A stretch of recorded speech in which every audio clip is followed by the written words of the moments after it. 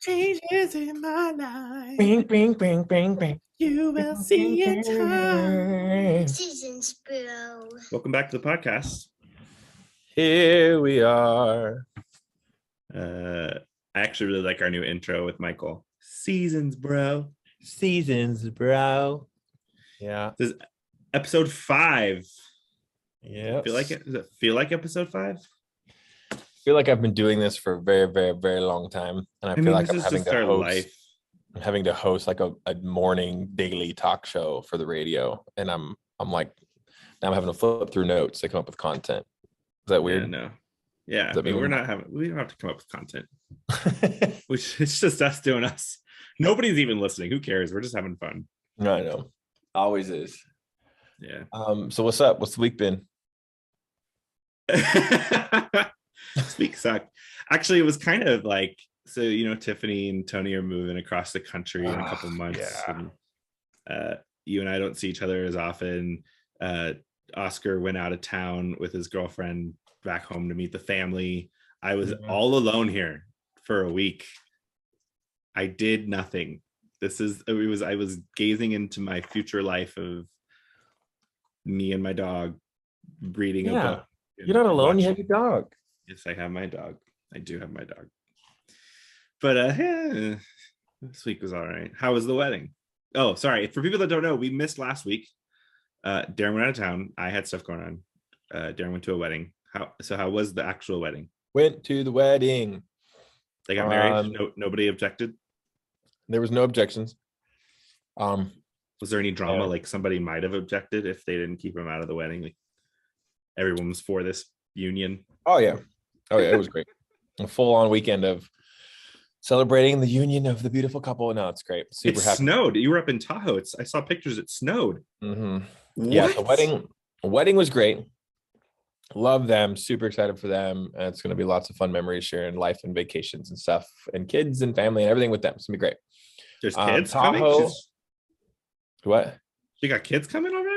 No. Like what, like as we all continue to grow up, lifetime of health and happiness. Wait, Brian's married, right? Brian's married. Do they have a kid? Okay. No kids yet. So the only kids are Kevin and Jess. Correct. All right. Yep. And we had all those kids together. It was super cute. Love that. Was Kevin there? Well, Kevin, the security family was there. Mm-hmm. Oh, nice. So good. It was great to see Tanya and to see the kids. I haven't seen Tanya in a minute. I know. Tanya's awesome. I would say she's still the same old Tanya, but I mean, we're not all the same old people that we've been because we've changed. The Tanya that I remember was probably from about 6 years ago. So this was like right when she got married, and then she moved to Japan and like did her whole thing with Kevin. So like the Tanya I remember is like for sorority girl, like basic, let's go get my pumpkin spice latte. And it's hard to imagine her as like a grown woman mother. So I don't even know if I can have a conversation with her. Well, I would. This is what I'm saying. Like that's why I say Tanya's great. And I love the Sakara family. Kevin's still Kevin. Tanya's still Tanya. Like we still are who we are, but we're also completely different people. So it's good. And it's just good. It's just different. So it's seasons, hard. Bro. Seasons, bro. It's so many seasons. So many seasons. So this was a vacation, wedding, weekend, season moment time. And it was great. Yeah, it was really good to see everybody. Really, really was. I can't wait to grow and connect with them more as we all continue to grow. Because, you have, in the sense of seasons, you have people that come and go in your life. And then there are just some of those people that just are going to be lifelong. Like, hello, here we are, you and I. It doesn't matter what season that you or I are going in or going through. It's just like you're just family. We consider it family because you're stuck with family. And these are the people that you choose to be stuck with because you know that they are good and kind-hearted and genuine and real and have your back and are part of your team. So these people are a part of that team for us in the Caps family too. And we're super grateful for it and for them too. So it's good. That's good. Oh, good things. Seasons, bro, and excited for more seasons to come with all that. Snow.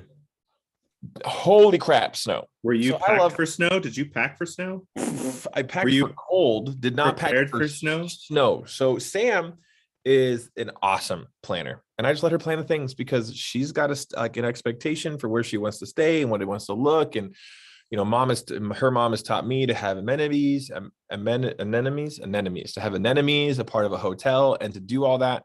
So I'm good. So I've learned to do that too. So I just let her do all the things wherever you. Agita.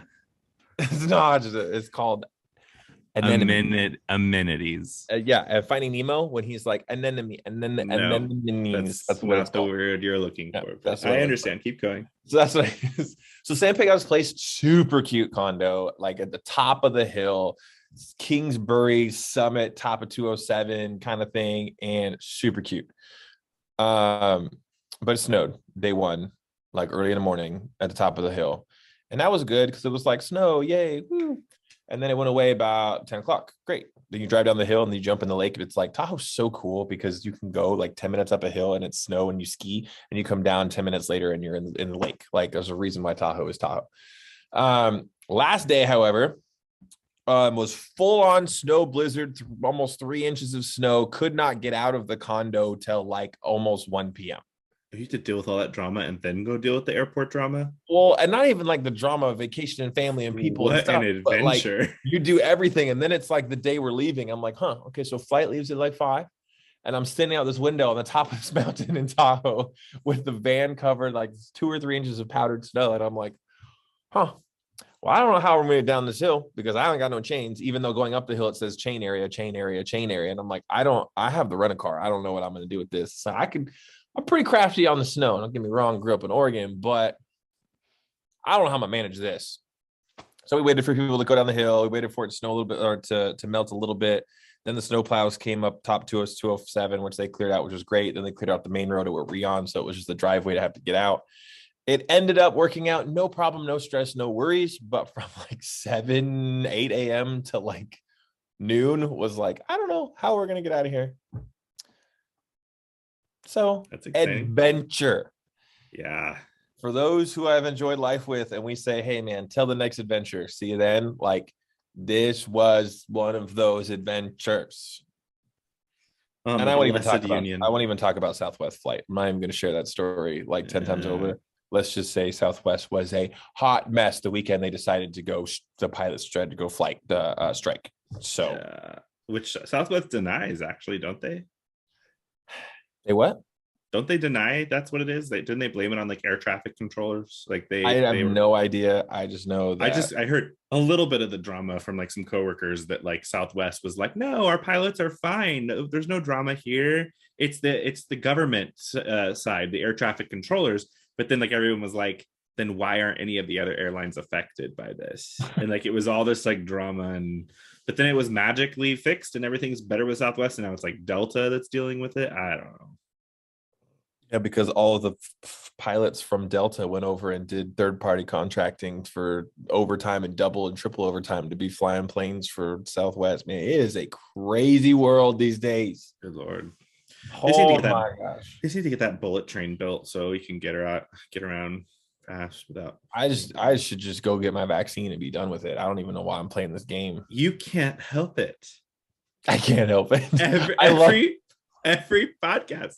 I mean, I know you were given that feedback, like, ooh, more vaccine talk, make America great again. which is a shout out to Will Crocker, by the way. No, I was talking to Hunter today, and I love Hunter so much. I always do. Another friend that I'll have for the rest of my life, and I love him. He's one of those guys that goes out there on the conspiracy theories. And he hit me with some stuff today. I was kind of trolling a little bit, but I'll listen to it because it's fun. It's whatever. We have a lot of the same stances on a lot of the same stuff, which is fine. But he hits me with like this. He's like, bro, it's a little sci-fi out there, bro. It's a little sci-fi. Hit me with it, a little sci-fi. I'm like, all right, Hunter, come on, what you got? He's like, there is a thing that we can see into the future, and the government found it, and we're able to predict the future, which is why we know what's going to happen, which is why Trump knew it was going to happen. I'm like, Hunter, bro, you're stretching, bro. He's like, yeah, man, the Looking Glass. We acquired the Looking Glass from Tesla, like 10 years ago, which is why we've been able to predict the future coming up. Only so far. I'm like, Hunter, vaccines and government are one thing. sci-fi witchcraft tools that we find through science is it's a little much. It's actually an interesting trope because remember, I think a couple episodes ago, I was telling you about a sci-fi show that I started watching that's on Apple TV called Foundations. And it's based off of a book. And the book and the TV show have gone completely different directions. So like TV shows stand alone all on its own. So don't judge it to the book. But one of the underlying themes of the show is something called psychohistory, which basically is a mathematical expression that this guy can look at the history of a civilization and predict where it will go based off of patterns and events. Like it didn't seem too magical or mystical, and he didn't even like pretend to be someone who could see the future. He just said probability. Yeah, I think it's very difficult to dictate or determine the path of one individual, but when you've got millions of people in a society, it's very easy to see where it's going to go. Yeah. And so that looking glass idea makes sense. I mean, there is probably really smart mathematicians out there that could look at the history of America and see like, oh, these key events have happened. So if this next key event happens, that means we're on this path and that's where we're going to end up. And could be. I think it could happen. It's crazy stuff.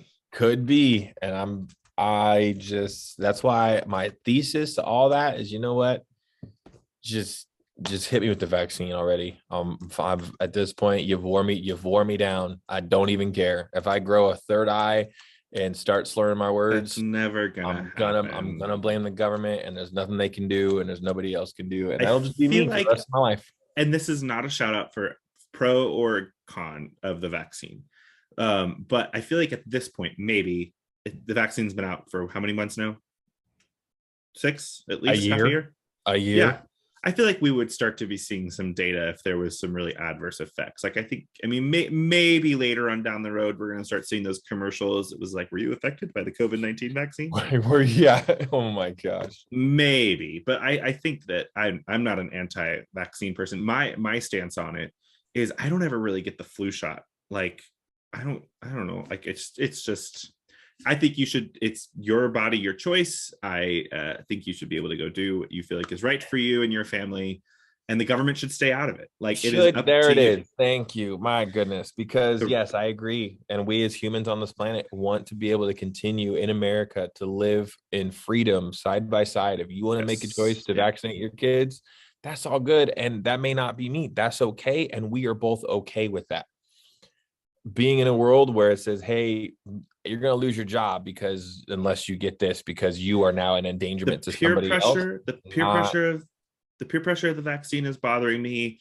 How you know how deep I am into like social media and influencers and being on that stuff, like how much they're pushing it is bothering me, to where I am not a conspiracy theorist, but it makes me kind of sit back and think like, if it's so proven that it's a good thing, like why are you guys working so hard and overtime to sell it to me? Like I feel like I'm being conned a little bit.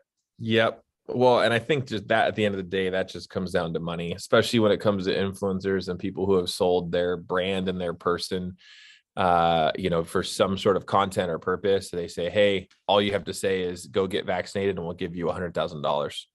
Then totally. Of course I'm going to sit there and say, hey, welcome to the podcast. Make sure you get vaccinated. So that's what's crazy. We watched The Social Dilemma. You may offer that huge incentive to like some of the big key players in social media, and then everybody else comes on for free because they've influenced those people under them, who've influenced people under them, and it's just this game of telephone where now it's like we have now influenced the media and the population at mass, which could be a tactic of psychohistory, like this book is saying. Like, all you have to do is invent this thing and incentivize these key players, and it's going to move all the sheep in the direction you want it to go, which will make this outcome happen, which means you're entitled to this future. Like, whoo.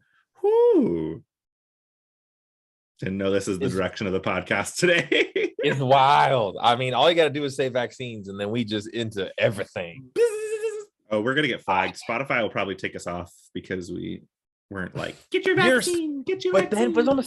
But now we're getting into even crazier things because censorship. You're gonna stop me from speaking my freedom and my speech to the world. I was so glad you didn't say my truth. I think that is my most annoying phrase that this generation uses. Like, let me speak my truth. No, truth is truth.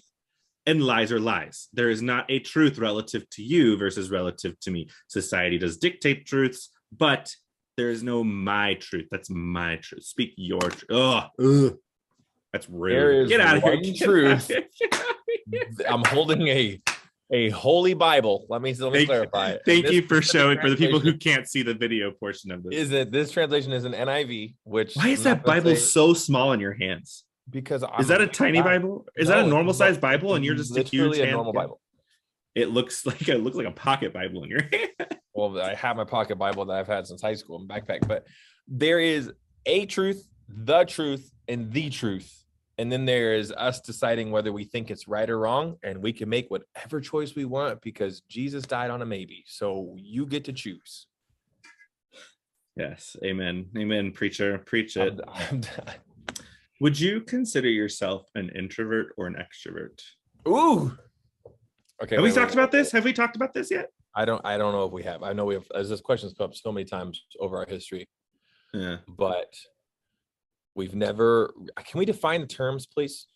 I would like to know what you. Before I tell you what I think, how would you define introvert and extrovert? Because I feel like everyone I have this conversation with, everyone's a little bit different. On how they define it. Yeah, because I feel like there's one way that I feel like we all kind of like that social media and like exposure, like everybody wants to be an extrovert because extroverts are cool and popular, right? And then introverts are usually like the stay-at-home gamer, reader, don't talk to me, leave me alone. I don't think that's right. I think, but that's just the popular definition of introvert. My definition, introvert, extrovert. It depends on where you were getting rest or restored from. So an extrovert feels like they are in their place of comfort and feeling filled up and restored when there's a room full of people. Mm-hmm. Sam is an extrovert. She grew up with 3 older sisters and a family that was always together. And if she wasn't around the people, just sitting in the room with 3 other people in the room, it would tax her. Her being alone now is like, okay, this has been cool. I've had my alone time and now I need to go be around people. I am the exact opposite. I have to refuel alone. Everyone says, Darren, you're so extroverted. You're so oh man, you're so outgoing. Like, you're outgoing. I'm outgoing. I'm expressive. I am passionate. When we're together, I want to enjoy the moment completely and to engage and to pull out stuff from you and to share. I want to share in that moment. And then when that's done, I'm tired and I got to go home and stare at my phone or play with my kids on the floor. Like I need to be alone, like just to sit with Sam and just talk about the day. Like that I need that alone time. Yes. I am an introvert. Yeah, it's all about recharge. But then the other part that gets confusing with that is, so if you stayed at home for 3 days straight, you have recharged your batteries to the max, and now you're bursting at the seams to go be around people. Yes. And I got so that's why everyone's like, "Oh, you're an extrovert." It's like, no, I've just got a lot of energy. And then the other confusing variable is certain people will either empower you as an extrovert or suck your energy as an introvert more than others will. Like I feel like you and I can sit in a room, watch a show or a movie or play games and not talk and recharge. Like I don't feel like I'm expending any energy when I'm around you. Yep. But you contrast that to some other people where I'm like, so like if given the choice to either go hang out with you or friend X, like maybe I don't feel like hanging out with friend X because that's going to cost me a lot of money, but it's free to go hang out with you. And so I'm going to choose to go hang out with the person that I know is not going to suck my reserves dry.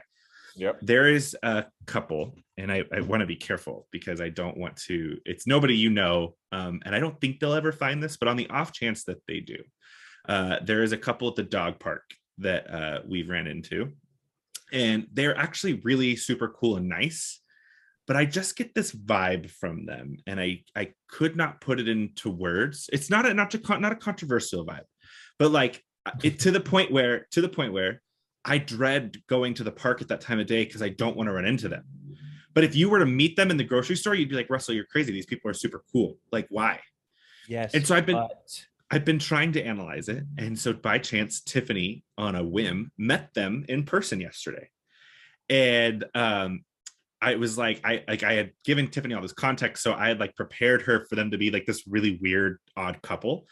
And like Tiffany's talking with them, and in my mind I'm thinking, oh, Tiffany's gonna think I'm insane, like because she's getting along great with them, like they're super outgoing, like really fun people. Like there's no reason I should feel the way I feel. It's just the feeling I get when I walk away from them. Yeah. So then Tiffany, and in my mind, I'm thinking like, wow, this was a much better encounter with them, having Tiffany as a buffer there, because I wasn't the only one driving the conversation. She was able to help tag in with it. And so then she takes her kids, she leaves. I stayed at the park for a little bit longer so our dogs could play. And I start having those same feelings of just like, I want to get the F out of here. Like I'm done being with them. And I get in my car and I just feel gross. Like I just want to get in my house and be alone for a day or two after spending time with them. And so I called Tiffany and I was like, okay, do you think I'm crazy? And she was like, no, they're rich. They have a lot of money. And so they treat people unintentionally. They don't even know it, but they're treating people like everyone's below them. And I was like, that's 100% what it is. Like I was never able to really put that into words. I was like, oh, it's the air in which it's the comments they make. It's the side glances, the looks, or the reactions to things that I say that makes me feel like I'm hanging out with the cool kids in school and I'm unworthy. And I just want to get away from them because I'm like exhausted. They suck my energy as an introvert. I just want to get alone and be, and like today I have not wanted to leave my house. I'm in my sweats. I have no desire to leave my house. And I am feeling very introverted today. Yeah, which is good because it's time for the recharge. So you are introvert? Yes, I'm an introvert. Extrovert. So you recharge by yourself in a space. Being alone. If you were to even at a Carrillo event party, there is a good chance that if I'm there for more than an hour, that I am sneaking off to go to the bathroom just to be in there for 5 minutes by myself. Not even needing to use the facilities. I just need to go be on my phone or stare at the mirror or do something. It depends. And it's all those places. I mean, there's plenty of times where I've been at a party or at, whatever, where I will do a lap and I'll say hi and I'll do this and I'll do this and I'll be me because I love it's not fake. It's me. It really is me. Yeah. And then I'll realize, but it's costing you money. And then I'll realize like I am just spent to where I got to go take a lap by myself. And I'm like, all right, cool. How did I'm processing that conversation. I'm processing the day. I'm processing how I feel. Then I'm like, all right, cool. Then I can come back and be me again. So I can, depending on certain environments and places, totally relate to that. Yeah. When you were mentioning like being a cool kid back in high school and that kind of like air about people and stuff, were you a cool kid in high school? I was not. I mean, I was definitely not the bottom of the food chain. So like I had friends that if you were to ask them this question now 20 years out of high school, they'd be like, oh yeah, like Tiffany thinks I was a cool kid. I was infamous in high school. I was definitely not popular. Like I wasn't throwing parties. I wasn't liked by all. I was a band geek. I was in student council, was not a jock. But I did the morning announcements my senior year. So everybody knew who I was. Like every morning, me and Jackie Loving, good morning, Shadow Ridge High School. Please stand for the Pledge of Allegiance. Yes. And we did the 5-10 minute announcements. So we were, maybe that's what led to this podcast career. Could be. There you go. Maybe. But no, I was not popular in high school. Were you popular in high school? I was not popular in high school. You were a bad kid in high school. I was finding myself in high school. And I was looking in all the wrong places.